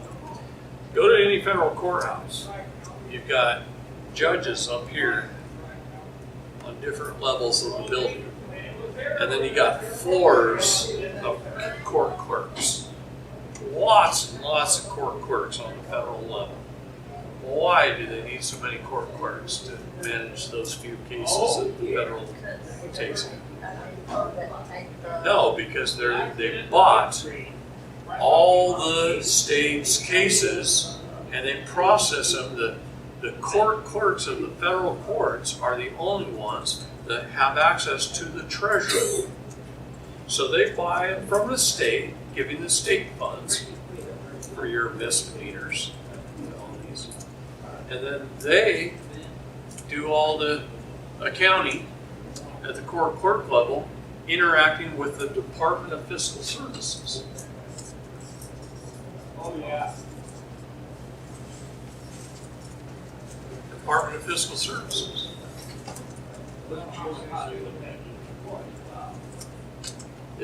I forgot, it's governmental state accounts. I didn't forget, it just took a second. My RAM's slow. Okay. It's another treatment on words slower. Governmental state accounts. Under the Miller Act is the Government Bonding Act. I don't even care if you're a contractor and you're going to go build a government road. You're operating under the Miller Act. all government bonding goes through under the Miller Act. So these are bond forms. Upon indictment, the court fills out an SF-23, sends it up to the federal courthouse building, and the court clerk says, okay, you've indicted somebody, we're going to put in a bid bond. Upon trial, they fill out a performance bond, telling the federal court to tell the Treasury that they're going to have to perform. Upon sentencing, they fill out a payment bond, which is a wire transfer form. Now, at the federal level, if they do the case early in the day, they'll be paid by 5. If they do it late in the day, they'll be paid the next day on their wire transfer from the Department of Fiscal Services.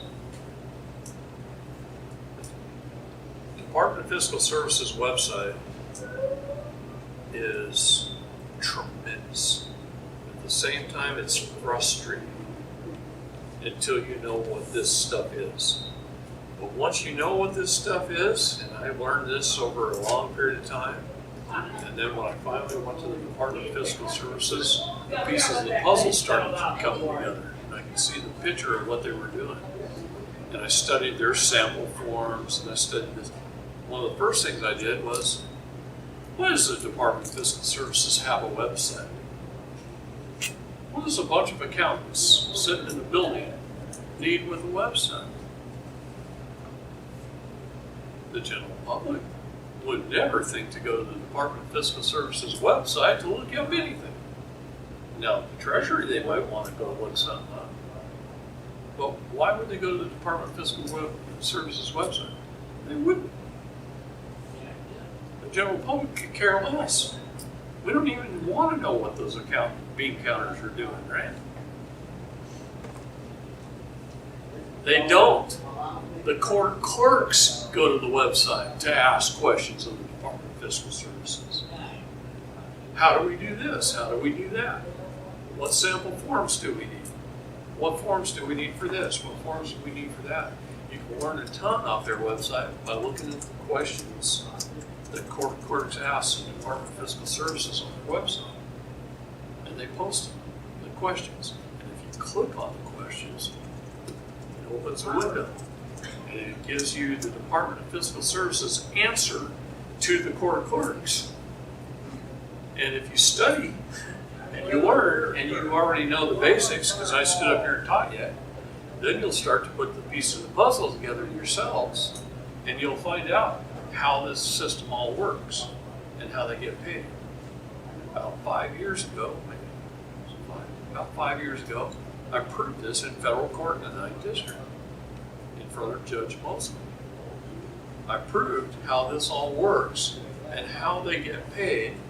And I said, and Judge, by the way, what does the term net retention mean? Net retention? What does the term net retention mean? Because, see, I have a degree in business with a major in economics. And net retention is what you retain as your commission, isn't it, Judge? Yeah. So when you look at the sample forms, you're going to see on a felony count of fraud that the penal sum is $2 million.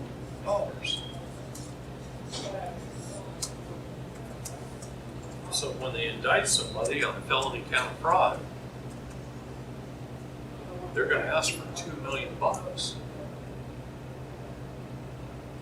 Plus the judge's net retention, $95,000. And the prosecutor's net retention, $50,000. And then I found out something even more important than that. that if you were charged with felony count of fraud, like the lady of this case I'm talking about, and you had paid your defense attorney $27,000 to represent you, that all he does is walk in the back room and says, "Judge, she could only pay me $27,000. You get 95. He gets 50. I want my share." So the judge kicks in 20, and the prosecutor kicks in 20, and he makes 40 on the back end. And that way, he can be an actor to a turn. The word attorney means an actor to a turn. An actor is a person who gets up on stage and lies convincingly enough to make you believe in the character and the plot. And to a turn means to steal from one and turn over to another. So he sits on his butt and he says, "Don't talk. I'll handle it later. Don't talk." And he sits there and he doesn't rebut anything. He doesn't object. He doesn't do anything to help you while you're railroaded through the system so they can collect on their penal sum and their net retentions. Does that go for both paid attorneys and public defenders? Yes. They don't do anything for free. A public pretender, I like that word, gets paid by who? The court. Taxes. The court. Where does the court get their money? For the people. From the penal sum. From you. From your Sesta trust. I know we told them that. Do you get how bad this is? That's, You're back there with one of those looks on your face like, holy crap. Okay, so, question. Yeah. Yeah, it's really bad. This is why Lady Justice is chained in the basement. There's no justice in the courts. Because greed is taking over. Because they learned where their paycheck came from. Criminal law and criminal courts. What about in family courts? It trickles downhill. Judge is getting paid, but then you have the private attorney and the private attorney. So is the judge giving them the money to, that's what they're doing in the chambers? Because mine just turned What is a immediately bar to a complete association? 180 and just, and became buddies with the Hold on a other minute. boys inside. Right? What is a She bar got paid. association? Yeah, that's, oh, okay, yeah. The bar association is a labor union. It's like the electrical workers' labor union, where they all get together and go on strike if they don't get what they want. That includes the defense, the judge, and the prosecutor. They're a labor union. You all go to lunch together, they go golf together, they pat each other on the back, they talk to each other in the men's room. I won a case one time because I had to go to the bathroom. And I was in a stall, going to the bathroom, and I overheard them talking. And I walked out and I said, "Hey, I want you to dismiss the case right now because you guys just had an ex parte hearing."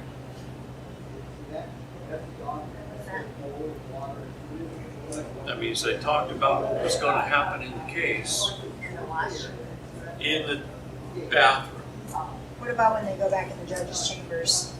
How Same legal is thing. that? Yeah, If they do that, that's not legal. That's No. not on the, that's not. Nothing to do is Nothing's- lawful. Well, obviously, it's Nothing. not lawful. Okay, so how does the judge make money in these family cases, keeping them going, allowing them to keep going?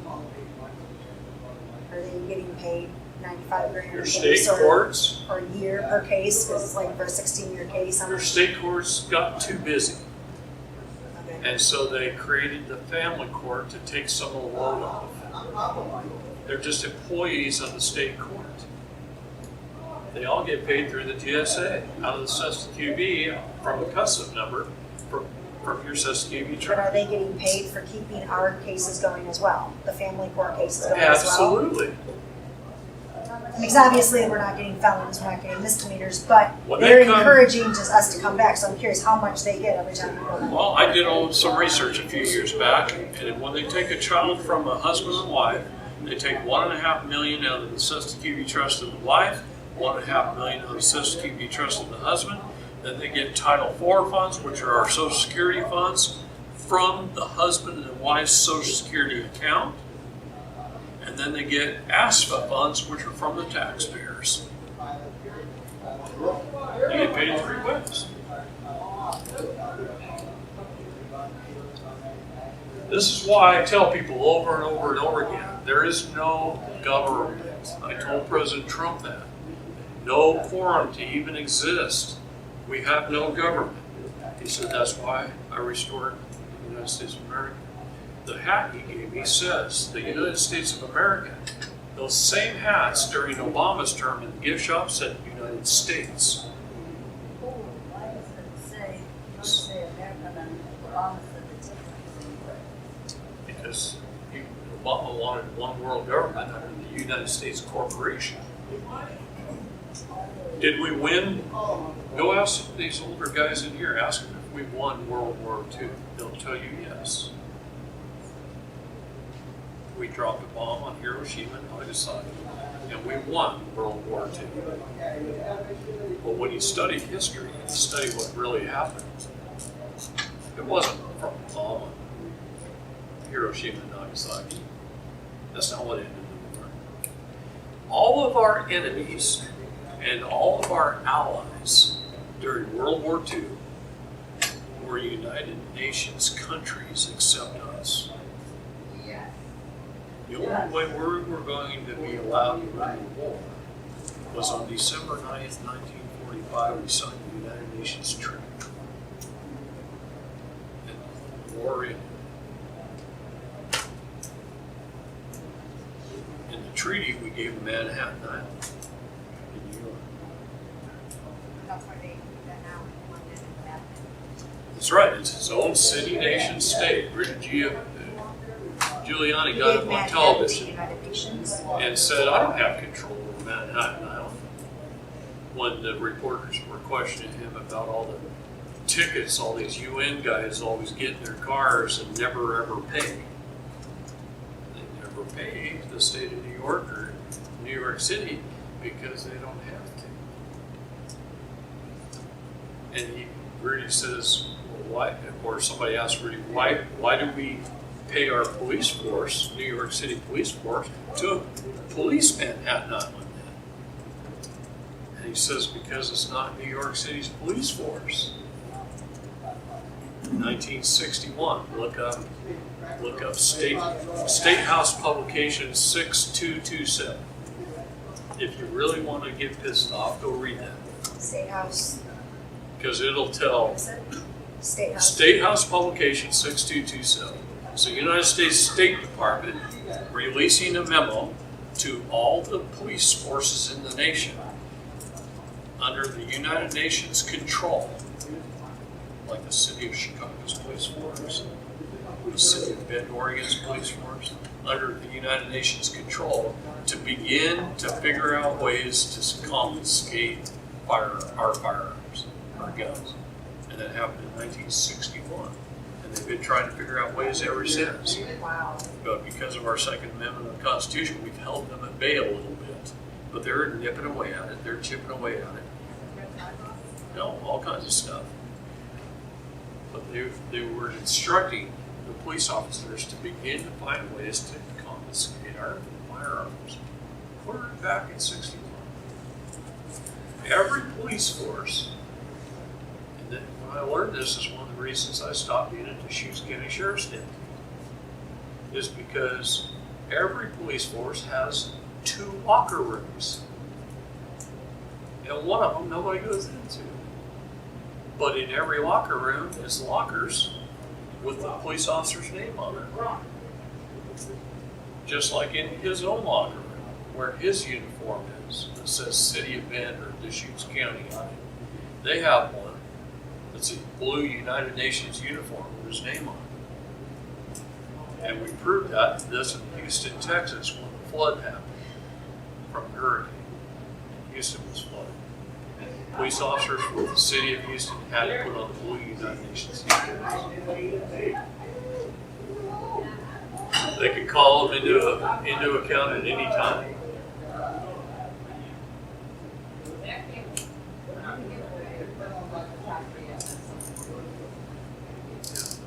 There was 50 miles along the southern border given to the United Nations during that treaty as well.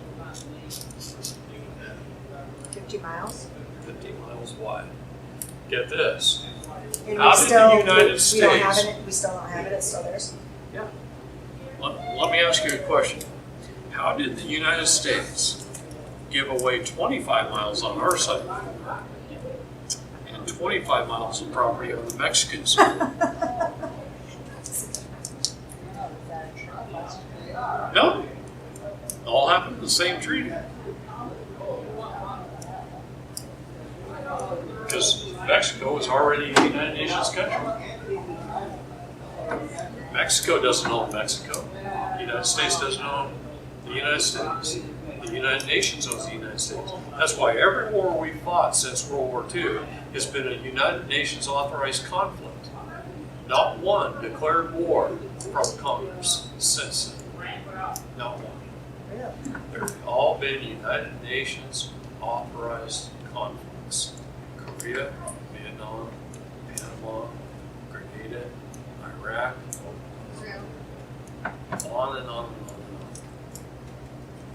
Can I ask you something off the cuff? Sure, Have you heard of the Dick Act of 1992? of course I know the Duke Act.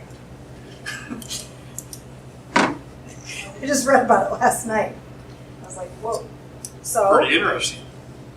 So what about it? What question do you want? well, I just didn't know if it was real, true, not, like, and if so, then, Of course it's true. It's an act of Congress. well, because they were on there, they're starting with the internet saying, oh, it's fake, and, it's not. The only body that says So it's why fake are doesn't ignorant everybody people. know about that? I mean, why is that, like, not public Why don't you know knowledge? about the Dictionary Act? Why don't you know about the Birth Act? All those acts of Congress are out there. They're all published, but they're here, So there, and why do everywhere. people stand on them? That's Because they right. don't know it. Because you weren't taught by our governmental controlled propaganda system called the school. Why aren't they teaching us? They wouldn't be able to control us. That's right. We wouldn't be sheep, we'd be We warriors. wouldn't be sheep. That's the answer. That's right. Why do you think they put fluoride in the water? It wasn't to fix our teeth. And we got a family friend that was, he's still. You know, I talked about this today about fluoride. I just have a conversation. I don't know.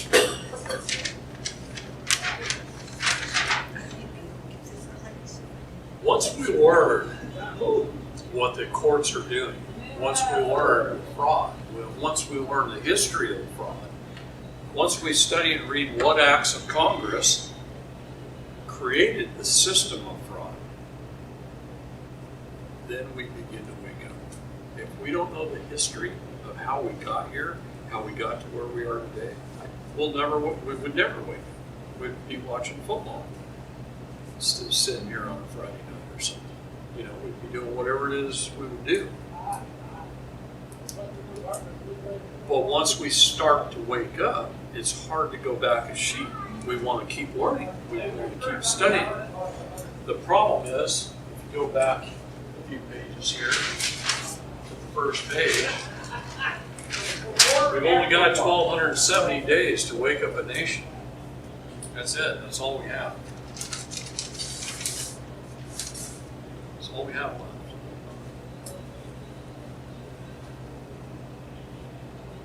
See, that's why I believe Trump's going to win one more presidency.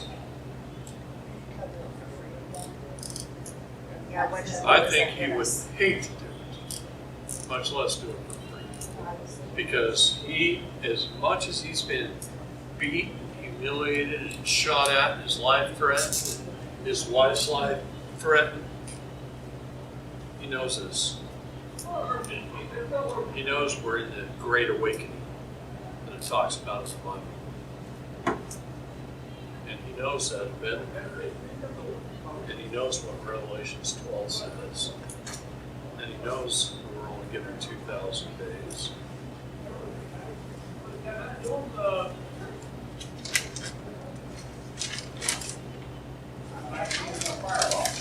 You know, if you guys could just go teach everybody these basics right here and piss everybody off that we're all slaves, that they're taking money out of us through our court system, and they're using it to fund government.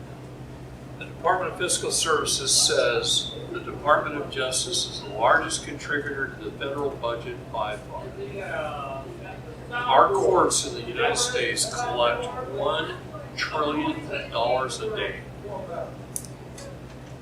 from you guys. Some of that's in fines, penalties, tickets, whatever. But the majority is out of the penal sums collected through the GSAs, through the federal court and the Department of Fiscal Services leading to the Treasury. And that's how they all get paid. And that's where all of this money comes from, the funds government. And what happens if they don't think there's enough money because they just keep getting bigger and more bloated and bigger and more bloated? And they're hungrier and they're hungrier. Well, they either tell the police officers to get out there and enforce policy and start collecting some revenue through our courts, or they start a war, kill a few thousand off, or they put up some mandatory vaccinations, or they stop a few cures, or they create a system of healthcare fraud that kills people. Dr. Error kills 250,000 people a year in the United States. Who's Dr. Error? This guy's smarter than almost all of them. And that's what I'm trying to tell you. All they got to do is stop the cure, create a vaccine, release a little bit in some ticks on some island. You see what I mean? And that's all they got to do if they just need more money. See, this is a hungry hippo. And it's getting bigger and bigger and bigger. It's perpetuated itself. It's either got to grow on its own, or we the people got to stand up and say, you're operating outside the scope of authority. We're going to shut you down. And that's where we have to hold our public servants accountable. And it takes people whose kids have been stolen and they're out protesting in the hospitals and the different agencies, the CPS offices, the courts, the legislator. They're going to the legislator. They're going to our Congress. Well, let's use Arizona. Arizona 4 years ago was stealing 40,000 kids a year. I go down there, I teach the police department down there in Maricopa County, one of the largest police forces in the world, and I teach them how CPS is kidnapping children. And they told CPS, we're not going to back you guys up. So CPS goes to the legislature and says, we want our own police force. And 300 parents showed up in yellow vests at the state legislature and said no. And so they didn't get their own police force. In the hospitals, we proved the fraud through Obamacare and how the medical coding system works and how that's open to agencies, and agencies lease office in the basement of the hospital. They got a CPS office in the basement of the hospital. They got a judge in the Superior Court of Arizona in the basement of the hospital. Mom is upstairs, 5th floor with a child, and the exam's all done, and the child's running around, and the doctor makes a joke, as a compartmentalized legal idiot, he says something like, boy, sure got a lot of energy. And Mom goes, yeah, you ain't kidding, man. This kid wears me out. He must have ADHD or something like that. Or bipolar. And the doctor just writes that down in his notes. He walks over and he hands it to the coding expert in the office. And she looks at the notes and finds the codes and puts it in the computer. And certain codes pull up red flags down at the different agencies. Like if you mention you got a gun, it goes to the ATF. Well, I put my son on soapbox without our permission. They're supposed to talk. That's not your son. You gave him away at birth. See? Put him on soapbox. That's what I'm trying to say. Yeah, I had to go get back and retrieve him, but they put him on soapbox without our permission. They can do anything they want under those two false signs. Okay? So the issue is, it comes up on a computer screen as a red flag. All of a sudden, some agent that could have been hired yesterday, it's their first day on the job, now has all of your name, your address, your phone number, your child's name, where you work, their medical records, and has it all. Why does someone who might be first day on the job with an agency who's hired down at the employment office have access to all your personal records, medical history and records? That alone's scary. But now she just cuts and pastes. She takes the name of the parent, the address, phone number, everything, the child's name, puts it over on her document, which is an order, removal order, and she walks next door to the judge. She just leaves space next to her office from the Superior Court of Arizona and says, hey, sign this, man. We got a little problem upstairs. We got to go handle it. And she gets on the elevator upstairs, 5 minutes, she's got your kid before you go off the hospital. For almost no reason whatsoever. No due process of law. Not committing a crime, being tried, found guilty by a jury of your peers, and sentenced. So for no reason at all, they snatch your kid from you and tell you you can't even come see it. Like you did Arlene Wills. No reason. They put her kid behind locked doors, and he's screaming for his mother, and you can hear him on video. So we're not calming them down. They're not coming. They're not doing anything, and it's on video. Some of the officers that we Exactly. This is our life. We the people's lives. They're screwed. And what are we going to do? but we're not considered for a citizen. It's up to you. Make that change. Once I give you that knowledge, it's up to you guys to change it. You don't have to be a citizen, a person, a resident. Yeah. So even if you're final year copy, you do exactly throughout your years, and whether not make any contact with your AP, you still fix it. You can be a people, a state national, and an inhabitant. All right. This leads me to the next stage. Should we take a little break or? David, should we take a little break? You want to take a break? Yeah. You need a break? 5-10 minute break. Oh, you got beat?